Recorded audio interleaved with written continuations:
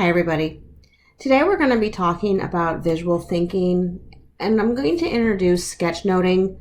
Sketchnoting is a way to put visual content to what you're trying to learn while you're learning it. Sometimes people call it doodling, some people call it visual thinking. There's a whole bunch of different names for it. There's no one right word and there's no one right way to do it. So I'm going to introduce it to you by showing you just a little bit of this video, and then I'm going to show you how I do sketchnoting that's going to look different than what I'm showing you now. And the reason I'm going to do that is because nobody's visual thinking is ever going to be exactly the same. It's not going to be organized the same. It doesn't have to look a certain way. So I'm going to start with him and then we'll move on to me. Are you interested in bringing more visuals into the way you work with ideas? I'd like to help you with that.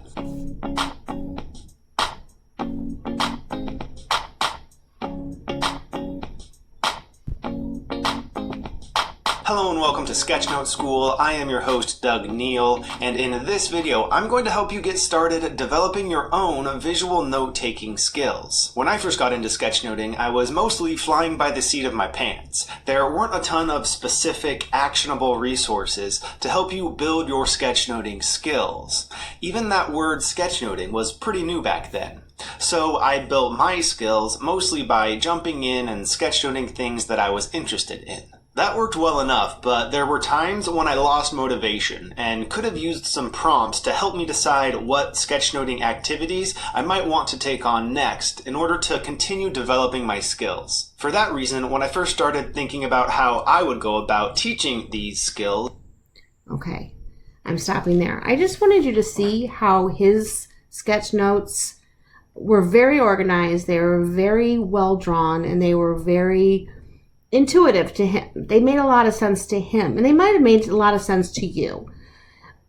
But when I'm doing my own note-taking and using visual techniques, mine looks very, very different. So I'm going to show you how I do this, and then we can talk a little bit about why I think this might be helpful to you.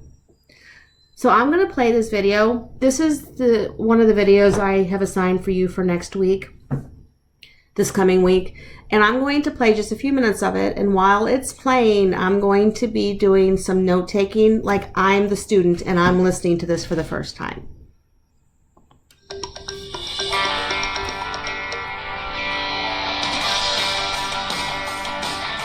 To all who come to this happy place, welcome. Disneyland is your land. Walt Disney said Disneyland would never be complete as long as there's imagination left in the world. And when you think about Disney parks and all the attractions and characters there, someone has to design and build it all. And that takes a ton of artists and engineers working closely together. We call these people Imagineers. I'm Dawson Dill, and I'm an Imagineer in our research and development studio. And I'm Margaret Carrison. I'm an Imagineer at the Story Development Studio.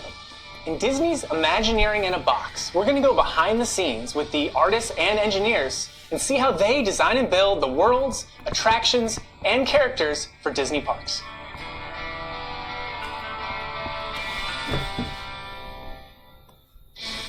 Disneyland is an example of the first theme park. The theme park is all about stepping inside a story. You are living a story rather than just watching. Where people can realize the stories and the games and the movies that they've only seen on the screen. Everything that you see, hear, smell, touch, and taste comes together to completely immerse you in an all-new place. Imagineering is all about taking the imaginary and making it real. Imagineers take imagination and engineering to design and create our parks. Imagineering. Land. Okay, I'm stopping there. When I was a kid, I didn't do very well in school, and a lot of you have heard this story, so if you have, just listen again. But I wasn't a very good student because I didn't know how to listen if I wasn't doing something else. My teachers were all very, very unhappy if I was drawing while I was listening or if I looked like I was daydreaming. They wanted my attention to look a very, very certain way. They wanted me to sit like this and have my eyes on them at all times. And give the appearance of paying attention. But we all know that that's unrealistic. I've seen you all in class. I know what you do when you're listening and you're learning. You're moving and your body is never completely still, and some of you draw when you want to listen. And these are things that I want to encourage you to do while you're learning. But I want you to know that your drawings and your sketch taking are never going to look exactly like mine or anybody else's. As you can see, what I wrote when I was listening to that for the first time, it's a bunch of just different words and a bunch of different little tiny pictures. There's no specifics like the video I showed you first. His are very, very well thought out and very organized. And I think that's great. And if that's the way your brain works, then that's what your sketch notes are going to look like. My sketch notes never look like this, like his. Mine look like this. Sometimes I will have like patterns. And as I'm drawing the patterns and I hear something that's important, I might stop for a second and write the important thing.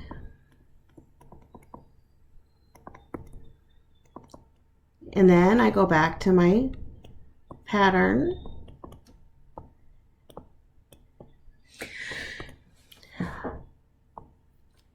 Or I might have a connection that I'll think, oh my gosh, it was the first theme park. I know stuff about theme parks, so I might write down some of the other theme parks I know while they're talking.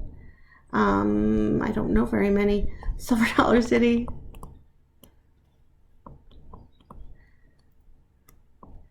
It looks disorganized and it looks cluttered on my page, but I know what everything on here means because these notes are for me. They're not for you. They're not for your teacher. They're my way of making my brain remember what I'm hearing. So for the next couple of weeks while you're doing the art projects for me and you're starting to do the Imagineering videos, I want you to be coming up with your own way of sketchnoting. That might look like a sketch. You might be drawing what they're talking about. You might be writing single words like I do with some little drawings. You might just be drawing a picture to keep your hand busy while your brain is working. That's fine. The videos I'm assigning are all about creativity, and I want you to be finding ways to be creative in your learning. Each week we're going to talk a little bit about sketchnoting and some ways to make it work for you better.